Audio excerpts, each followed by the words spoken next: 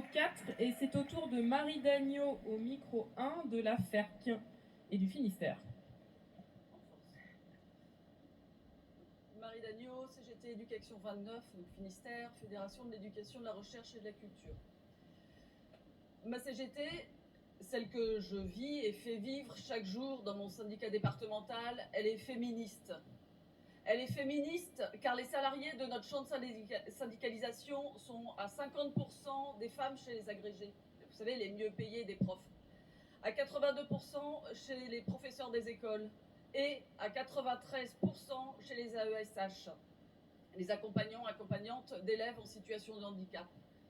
Et étrangement, ce sont ces personnels qui sont les plus mal payés. À elles, les temps partiels imposés, les quantités de travail les plus élevées sont statistiquement réservées aux hommes de la profession. Je rappelle que ce sont des agentes publiques nécessaires à la scolarisation de nombreux enfants. Peut-être que parmi vous ici, mes camarades, vous avez des enfants qui sont en situation de handicap et qui ont besoin de ces personnes. Elles sont nécessaires et pour autant, elles n'ont pas de statut. Je rappelle également que leurs conditions de travail se sont dégradées d'année en année. Augmentation du nombre d'élèves accompagnés, diminution du temps d'accompagnement par élève, grand nombre d'établissements sur lesquels elles sont susceptibles d'intervenir du jour au lendemain. Elles cumulent précarité salariale, précarité du lieu de travail, précarité de l'emploi. La direction sortante a lancé une campagne porteuse de sens autour des métiers du soin et du lien. Ces métiers typiquement féminisés, donc mal payés. Parce que dans notre société, lorsqu'un métier est vu comme un boulot de femme, il est forcément déprécié et moins rémunéré.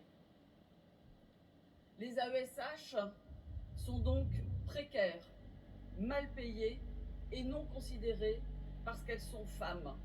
Elles sont les invisibles de l'éducation nationale, alors qu'elles représentent le 3e corps en nombre. Pour lutter contre leur précarité, elles ont besoin d'un syndicat de classe et de masse. La CGT porte un projet de société où l'égalité entre femmes et hommes doit être primordiale.